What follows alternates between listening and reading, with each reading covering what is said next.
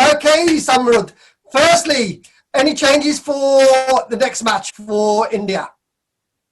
Well, I think the SCG has always been a ground where which assists spinners, and it wouldn't be a bad idea to include Kuldeep Yadav. But having said that, in the one-day series, the pitches were quite flat in the SCG, and we saw a lot of runs being scored over there. And Kuldeep Yadav has picked a five-wicket haul in the last series when he played there, and it wouldn't be a bad idea to include him. But playing three spinners on Australian soil is always a bit risky. So if India want to go in with pace, you have two options in Saini and.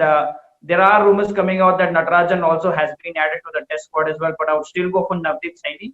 Although I would have loved to see Natarajan as a Sunriser fan, but I think if India want to play a spinner, I think definitely Kuldeep Yadav should be brought into the team to bring bit of variety into the bowling, or Navdeep Saini should come. Okay, cool. So Navdeep Saini for Samrud. Prav, anything that you change?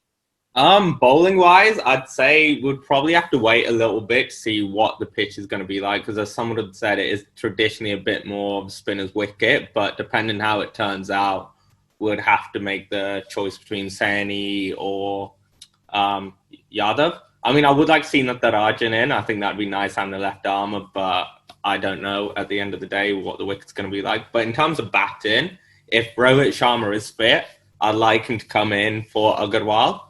And possibly KL Rahul for Vihari, but that one's not as urgent. I think having Rohit Sharma at the top of the order with Gill would really solidify our top five.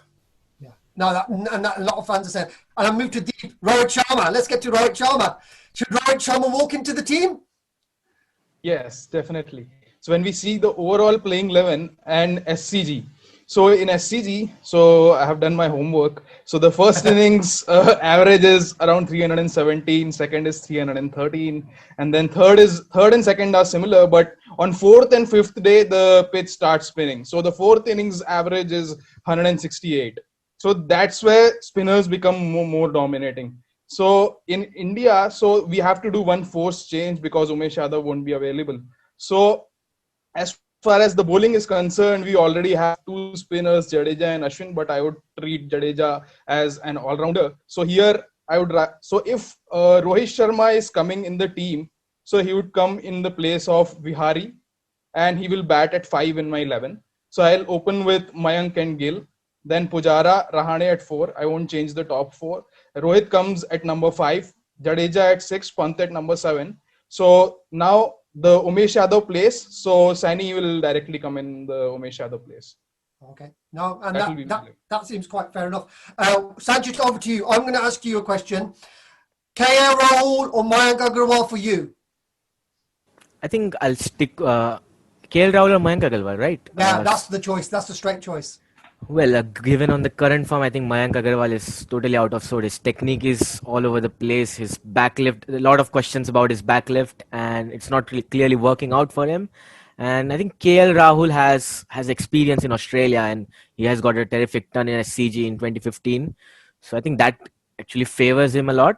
So in this question, I would actually choose KL Rahul over Mayank Agarwal.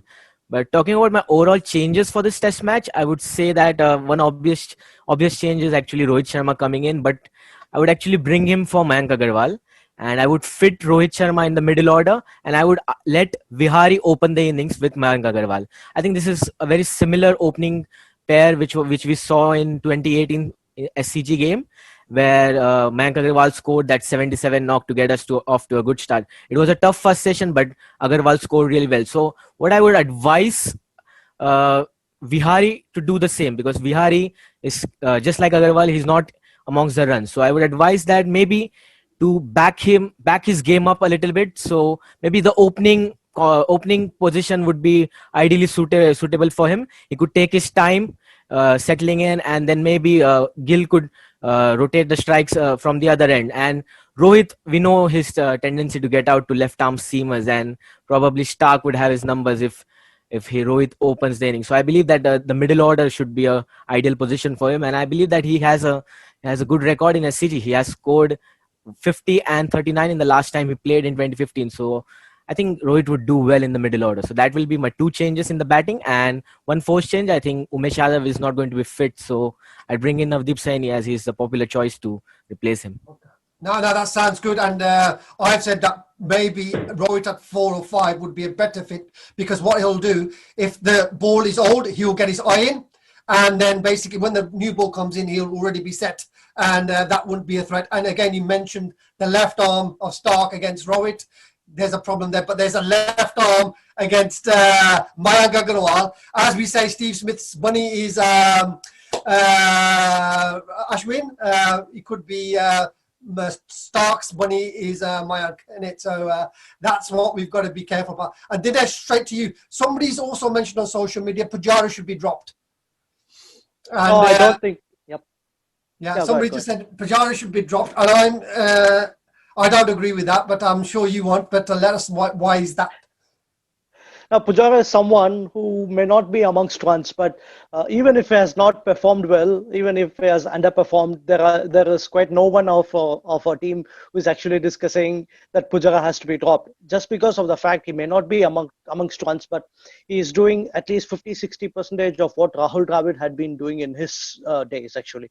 So, I mean, many people would vouch that Rahul Dravid was not successful in Australia other than the 2003 series, where he had a terrible 233 and 74, and he had a good run in this series. But the other series, he was not actually having a great outing. But I take the other side. If you look at the number of balls that Dravid had faced, I mean, every single match he used to face around 70-80 deliveries, which means some 13 to 14 overs. So if you look at Chateshwar Pujara, he's been pretty much doing the same. So he has come to fill the shoes of Rahul Dravid, and to someone like Chateshwar Pujara doing 50-60% of what Rahul Dravid does, it is very, very inevitable. So what happens here is, say for an instance, the first wicket falls off very quickly, and the margin between the first wicket and the third wicket is Chateshwar Pujara.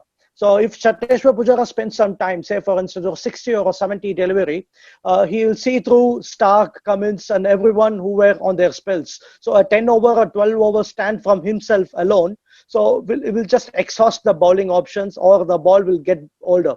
So even at that time, if he is losing his wicket, the batsman, the upcoming batsman like Virat Kohli or Ajinkya Rahane would not be that much under pressure as Chateshwar Pujara was when the first wicket fell. So I think Chateshwar Pujara is underrated for now, but I think he is an inevitable part of Test team, not because of the runs he scored, but the number of deliveries he faced, and in Test match aspect, making the ball older is an important aspect that every team should consider. And right now, Chateshwar Pujara is doing that. Highly unfortunate that he's not amongst runs. But if you drop Chateshwar Pujara, then it means that you are going to see your middle order come up so earlier in the first 10 or 15 overs, which should not happen. So for a Rahane or for a Virat Kohli to perform, you need Chateshwar Pujara to spend some time up in the order. And that's what a lot of people, that's what I'm saying to people. Chateshwar Pujara, because Mayank Agarwal has been so bad, is becoming a de facto opener, and therefore what he needs is, if he needs about a 60 delivery, you know, the ball needs to go over say 5 or 10 overs, and he comes in after 10 overs, and then you will see the proper Chateshwar Pujara, because he will from over 20 to over 80, he will stay in. So the fact he's coming in as an opener, facing the new ball, the moving new ball, he can't get set. And even though he's eating up the balls, that is the problem. Finally, Nikanj, to you, any changes that you would like to see? Yes, definitely. I would like to see Rohit coming up, and yes, not opening, but playing at after Rahane. And I will bring Vihari at the top order, like Sanchit said. Yes, Vihari is technically sound, maybe better than Mayank. So yes, Vihari can play Stark well, Cummins well. Vihari with Gill can open. Pujara at 3, Rahane at 4, and Rohit at 5, and then Jadeja. And yes, talking about Pujara, yes, he is a shield, he is a wall to our middle order batsmen like Rahane and Rohit. And yes, one more force change, that is Navdeep Saini coming in place of Umesh Yadav. So yes, so these are two changes I would like to see, definitely. And quickly to you, Sabrut, David Warner back. Big thing for India to worry about? definitely a big thing for India to worry about, the return of the king.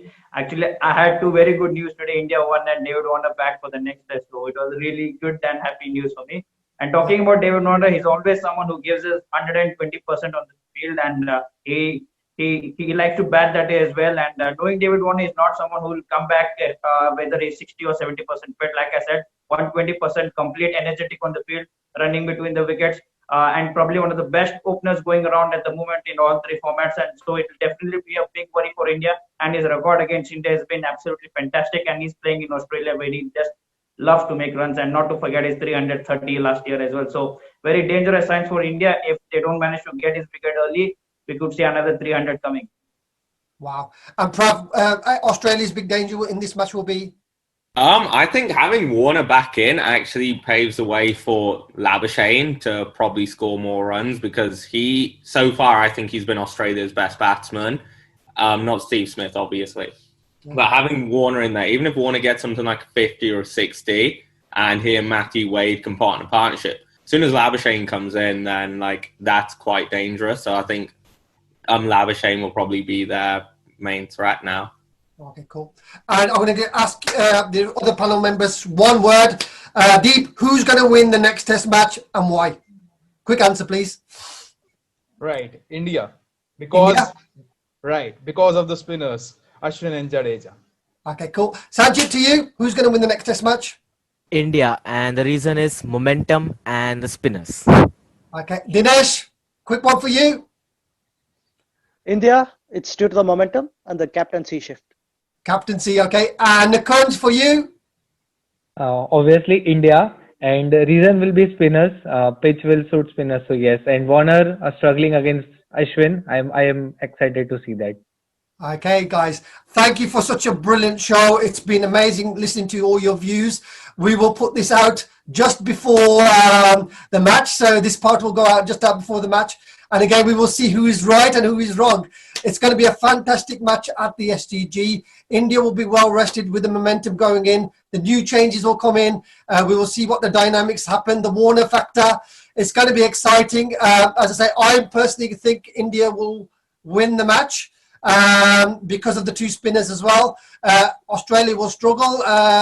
Just have to get Steve Smith out again. As a Royals fan, it hurts me to say that, but I'm actually enjoying him being Ashwin's buddy. Ashwin's the bowler that our fans most hate, and he's taking Steve Smith's wicket, and it unites us very much. So, guys, thank you for your time. Stay safe. God bless, and Jai Hind. Jai Hind. Thank you very much. All right, guys. Thank you very much, guys. That was brilliant, and we'll get that out to you guys. We'll link you in with the social media. Rishabh, everything cool with that? Brilliant, brilliant, brilliant, guys. All right, guys, as I say, keep in contact. Let us know if you need anything, and we're here for you. All right, take care. See ya. Okay, bye. Cheers, guys. Bye. Bye-bye.